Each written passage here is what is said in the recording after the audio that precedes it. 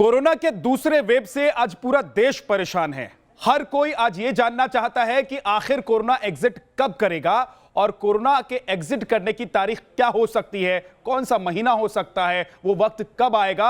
आज हमें लगता है कि लोग चुनाव के नतीजों से ज्यादा ये अनुराग जानना चाहते हैं कि दरअसल ये कोरोना जो बीमारी पूरे देश में फैल गई है, जिसने अपने पांव पूरे देश में फैला लिए हैं, जो संभाले नहीं संभल रहा है, जिसकी वजह से लोग दर दर की ठोकर खा रहे हैं, वो कोरोना का एग्जिट कब होगा। बिल्कुल, लेकिन आपने पीक की बात की विद्या, और कोरोना की पीक को लेकर मई का महीना यानी अगला महीना बेहद अहम होने वाला है। आईआईटी के अनुमान के मुताबिक मई के महीने में कोरोना की पीक आने वाली है। आईआईटी का मॉडल क्या अनुमान लगा रहा है, इसी से जुड़ी ये खास रिपोर्ट दिखाते हैं दर्शकों को।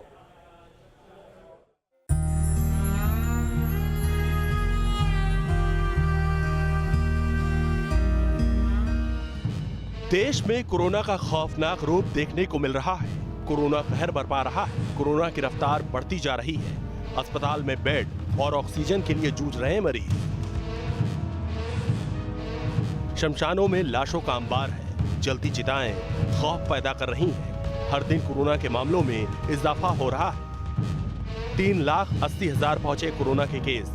24 घंटे में 3600 से ज्यादा लोगों की मौत हुई।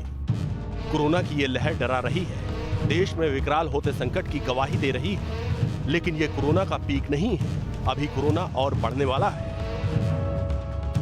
मई में आने वाला है कोरोना का पीक।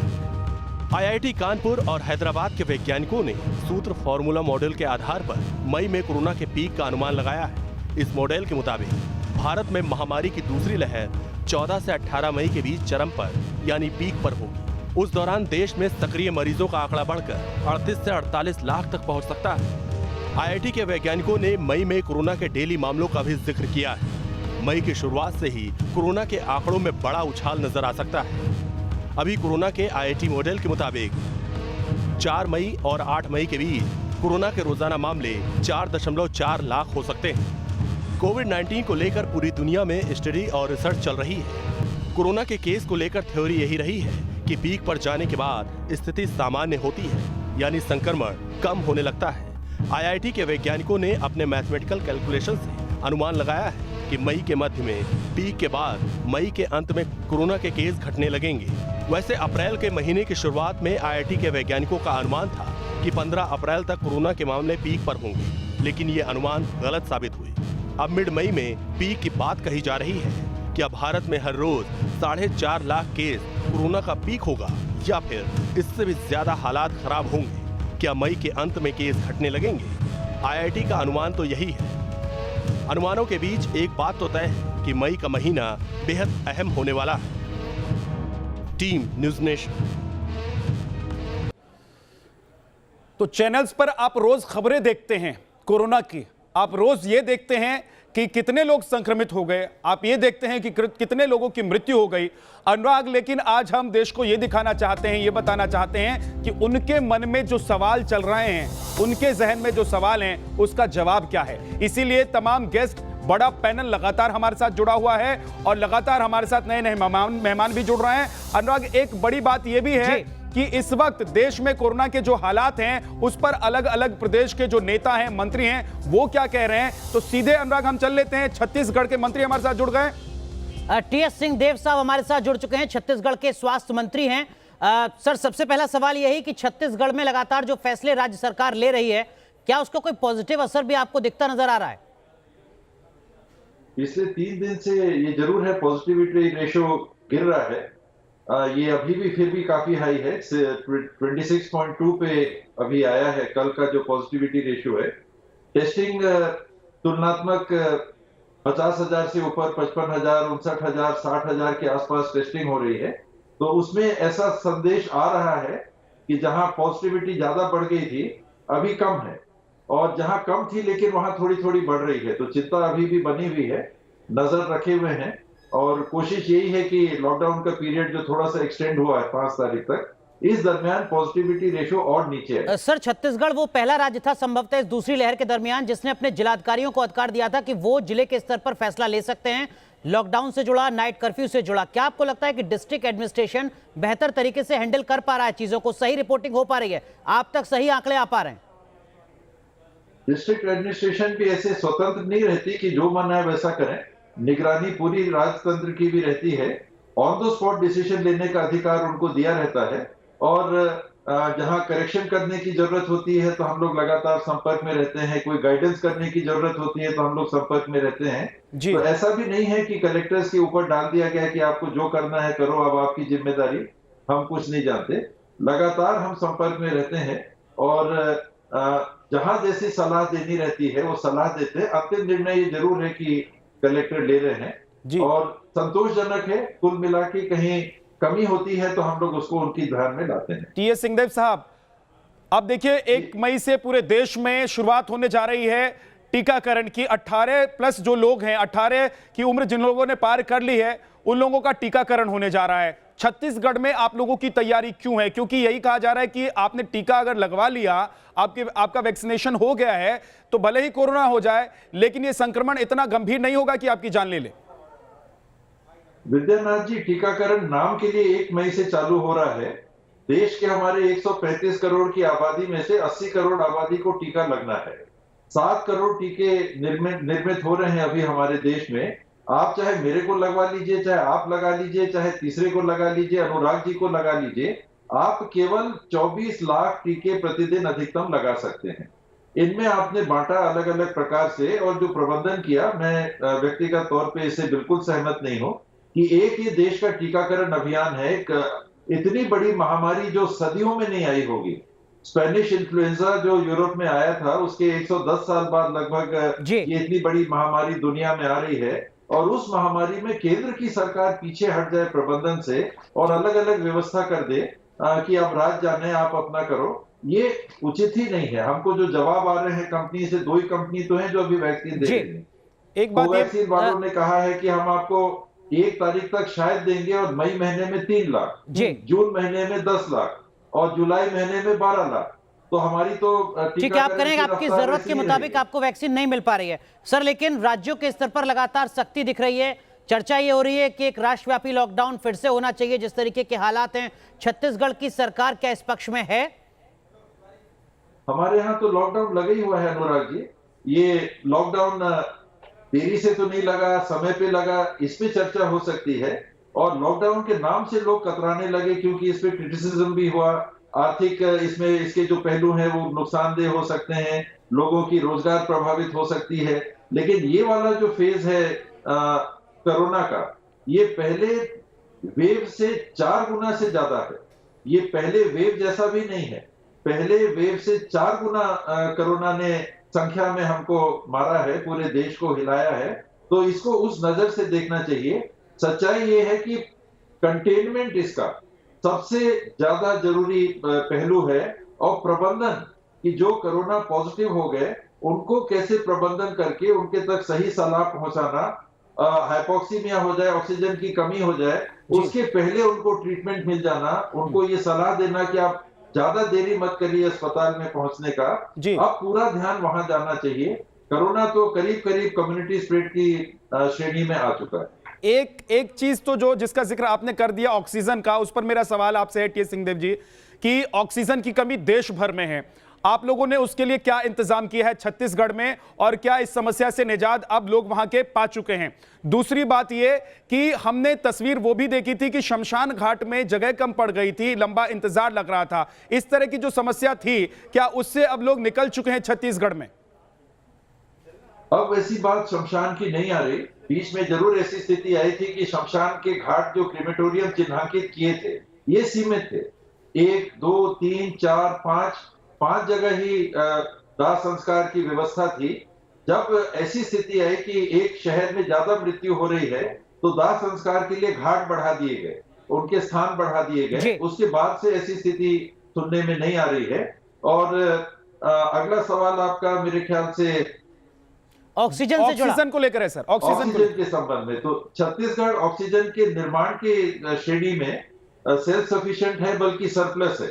लिक्विड ऑक्सीजन 2-3 दिन पहले की जो हमारी रिपोर्ट थी, 10 मेट्रिक टन ऑक्सीजन प्रतिदिन बन रहा था और 178.87 metric tonne gaseous oxygen medical grade का हमारे यहाँ बन रहा था। हमारी खपत करीब 175-180 मेट्रिक टन की है, तो उस हद तक हम सरप्लस हैं। हमारी जो दिक्कत है वो ऑक्सीजन को अस्पतालों में टैंकरों से पहुंचाना और जो जंबो सिलेंडर है उनसे पहुंचाना, और सितंबर महीने में ही हमने ऑक्सीजन जनरेटिंग प्लांट्स स्थापित करने का निर्णय ले लिया था। तो जहां जहां वो लग गए हैं, ठीक है, वहां से सप्लाई हो रही है सर। लेकिन एक मैं सरकारी आंकड़ा देख रहा था जिसके मुताबिक बीते 1 साल में जब पूरे देश में कोरोना का कहर था, तब राज्य अपने स्तर पर अपने हेल्थ इंफ्रास्ट्रक्चर को मजबूत कर रहे थे। ये सरकारी आंकड़ा है, राज्यसभा में संबंधित मंत्री ने रखा है, स्वास्थ्य मंत्री ने। उसके मुताबिक छत्तीसगढ़ में ऑक्सीजन सपोर्ट बेड 1 साल पहले 571 थे, वो बढ़कर 1310 हो चुके हैं। लगभग 1.5 गुने का इजाफा किया है आप लोगों ने। लेकिन जो आईसीयू है सर, इस सरकारी आंकड़े के मुताबिक वो तब 468 थे, अब 476। सिर्फ 8 आईसीयू बेड बढ़ पाए पूरे बीते 1 साल में। क्या आपको लगता है, हो सकता है इन आंकड़ों में कुछ कमी हो, लेकिन हेल्थ इंफ्रास्ट्रक्चर जितना डेवलप आप कर सकते थे बीते 1 साल में, क्या आप उतना कर पाए हैं या कहीं कमी रह गई है? छत्तीसगढ़ को भी और सभी राज्यों को, पूरे देश को भी जितना हेल्थ इंफ्रास्ट्रक्चर में हमको इन्वेस्ट करना चाहिए, हमने नहीं किया है। ये इसमें कोई दो बात नहीं हो सकती। और ये दशकों से इस पे चर्चा हो रही है कि बजटरी प्रोविजन आप स्वास्थ्य में कम से कम जीडीपी का 3% आप रखिए, तो हम अभी 1.5% के पास में भी नहीं है। तो इसमें कोई भी अगर ये कहे कि नहीं हमने सब कुछ लगा दिया, सब कुछ कर दिया, तो पूरी बात नहीं कह रहे हैं। हमने भी बढ़ाया है, अभी भी बिस्तर बढ़ते जा रहे हैं। जो लोकसभा या राज्यसभा में जो जवाब मंत्री जी का गया होगा, उसके बाद और बिस्तर बन चुके हैं। ये क्रम चल रहा है और बिस्तर बनाने के लिए भी हम लगे हुए हैं, लेकिन जितना होना चाहिए या होना चाहिए था उतने नहीं। टी.एस. सिंहदेव साहब, 2 चीजों से इस वक्त लोग बहुत डरे हुए हैं, आम लोग जो हैं। एक तो कोरोना से त्राहिमाम कर रहे हैं लोग, दूसरा डर उनको यह सता रहा है कि अगर लॉकडाउन बहुत लंबा खिंचता है तो रोजी रोटी की समस्या हो जाएगी। लॉकडाउन कितना लंबा खिंच सकता है छत्तीसगढ़ में सर, कुछ अनुमान है? 5 तारीख तक एक्सटेंड किया गया है। और डॉक्टर पॉल जो प्रधानमंत्री जी के भी सलाहकार हैं स्वास्थ्य क्षेत्र में और विशेष करके कोरोना के लिए, जब उन्होंने प्रेजेंटेशन दिया था तो उन्होंने भी मेरा भी ये मानना है कि एक ऑब्जेक्टिव क्राइटेरिया होना चाहिए। ये नहीं कि टी.एस. सिंहदेव ने कहा तो लॉकडाउन लगा दीजिए, टी.एस. सिंहदेव ने कहा हटा दीजिए तो हटा दीजिए। कब लॉकडाउन लगना चाहिए? एक, जब आपकी बिस्तरों की स्थिति सैचुरेशन से ज्यादा आ रही है, स्थिति आपात स्थिति की तरफ तब्दील हो जा रही है, आपको विचार करना चाहिए। जब पॉजिटिविटी का रेशो, मान लीजिए उन्होंने कहा था कि 15 के ऊपर 5 माना जाता है कि 5 अगर पॉजिटिविटी आ रहा है हर 100 के टेस्ट में 5, तो खतरे की तरफ आप पहुंच गए, आप गंभीर खतरे में पहुंच रहे हैं। और अभी छत्तीसगढ़ में अगर 26 से ऊपर है, ये बहुत गंभीर है। और उन्होंने 15 का एक बेंचमार्क माना था, तो उसको ही अगर बेंचमार्क माने तो 15 से ऊपर की अगर पॉजिटिविटी रेट है तो आप लॉकडाउन की तरफ आप देरी कर रहे हैं विचार करने में। बिल्कुल, फैसला जल्द होना चाहिए आपके तो प्रबंधन पे ध्यान। ठीक है, लेकिन सर एक चीज और, जब लॉकडाउन लगता है और लॉकडाउन की खबरें भी आती हैं तो पलायन बड़े पैमाने पर होता है। अलग अलग बड़े राज्यों से लोग छत्तीसगढ़ में भी पहुंच रहे होंगे, पिछले साल भी वो आपने त्रासदी महसूस की होगी। इस वक्त भी अगर महाराष्ट्र से, दिल्ली, एनसीआर से लोग पहुंच रहे हैं छत्तीसगढ़ में, प्रवासी कामगार, उनके लिए क्या किसी तरीके का रोड मैप है, कोई प्लान है क्या? उनके क्वारंटीन की भी व्यवस्थाएं हैं हर पंचायत में, उनके आइसोलेशन की भी इस बार हमने व्यवस्थाएं की है हर जनपद स्तर पे, कि पहले आके वो क्वारंटीन फैसिलिटी में रहें। सबसे पहले तो बॉर्डर से उनका चेक हो रहा है। ये भी डायरेक्शन हो गए हैं कि चाहे हवाई मार्ग से चाहे रेल मार्ग से, अगर आपके पास 72 घंटे पहले का नेगेटिव रिपोर्ट नहीं है तो आपको क्वारंटीन में सीधे भेजा जा रहा है। टेस्ट कराने के बाद ही फिर आप समाज में या परिवार से घुल मिलने की बात हो रही है। और जितने मजदूर आ रहे हैं, तो अभी 15,000 से ज्यादा सेंटर चिन्हांकित करके चालू रखे गए हैं। पिछले बार भी हमने करीब 30,000 तक सेंटर चिन्हांकित करके चालू रखे थे। अभी लोगों का उतना आना नहीं हो रहा है जितना पहले हो रहा था। 7,10,000 मजदूरों की व्यवस्था थी, अभी 2.5 लाख की हमने। सर, क्या उनको कोई आर्थिक मदद राज्य सरकार के स्तर पर? आर्थिक मदद तो नहीं है, पर उनकी देखभाल है, उनके भोजन के लिए व्यवस्था है, उनके रहने के लिए व्यवस्था है। आर्थिक मदद की बात अभी नहीं। जीवन और जीविका, 2 बड़े सवाल हैं इस वक्त, और ऐसा लग रहा है कि इन्हीं दोनों पर संकट है। टी.एस. सिंहदेव साहब, सवाल मेरा यह है कि जीवन बचाने के लिए तो तमाम तरह के उपाय किए जा रहे हैं, लोगों की मृत्यु ना हो, लोग इस संक्रमण से निकल जाएं, जीविका को लेकर बड़ा सवाल यह है कि अगर हम लंबे समय तक लॉकडाउन पर जाते हैं तो अर्थव्यवस्था को यह लॉकडाउन तोड़कर रख देता है। अर्थव्यवस्था टूट जाएगा तो प्रदेश में, चाहे वो कोई भी प्रदेश, छत्तीसगढ़ हो, बिहार हो, राजस्थान हो, गुजरात हो, किसी भी प्रदेश में अगर लंबा लॉकडाउन खिंचता है तो उस प्रदेश में रोजगार की समस्या पैदा हो जाएगी, उस प्रदेश के लोगों के साथ खाने पीने की समस्या पैदा हो जाएगी। तो क्या आप लोग उस रणनीति पर भी कुछ काम कर रहे हैं सर? हमेशा उसको ध्यान में रखा जाता है। इसलिए ही नहीं कि मैं स्वास्थ्य विभाग से जुड़ा हुआ हूं, मेरा ये शुरू से मानना रहा है और आज भी रहेगा और कल भी रहेगा कि पहले जीवन और फिर अर्थव्यवस्था, कि पहले जीवन की आप सुरक्षा करिए, फिर अर्थव्यवस्था की हमको चिंता करना है। खाने पीने की दिक्कत नहीं होगी, देश के भंडारों में इतना अनाज है, इतनी व्यवस्था है कि अगर आप खेती भी 3 साल नहीं करेंगे तो देश में कोई भूखा नहीं रहेगा। केवल प्रबंधन की बात है कि भंडारों से आपको अनाज वहां पहुंचाना है। हमारे मुख्यमंत्री जी ने उदाहरण के लिए एक कदम उठाया कि 2 महीने का जो पीडीएस है वो एक ही महीने में उनको उपलब्ध कराने की घोषणा कर दी है।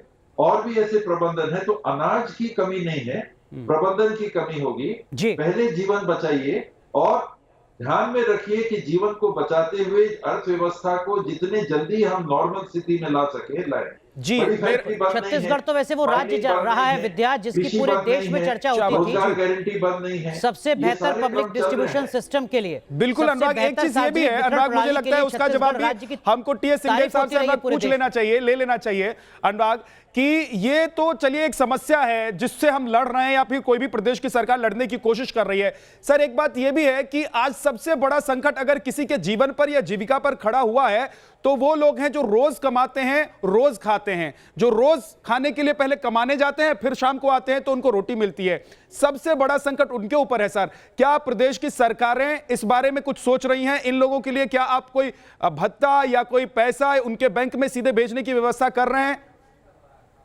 अभी भत्ते की बात नहीं है, न सीधे बैंक में पैसा भेजने की बात है। अभी काम उनके लिए गांव में उपलब्ध कराना, जो गांव संक्रमित नहीं है वहां रोजगार गारंटी आप कह रहे हैं मनरेगा का एक्सटेंशन? जी, मनरेगा ही चल रहा है और उसको ओपन भी रखा है। 7 लाख से ज्यादा मजदूर काम भी कर रहे हैं। पिछले साल 25 लाख से ऊपर काम कर रहे थे। इस बार संक्रमण ज्यादा है तो उसको हम रोक के कर रहे हैं।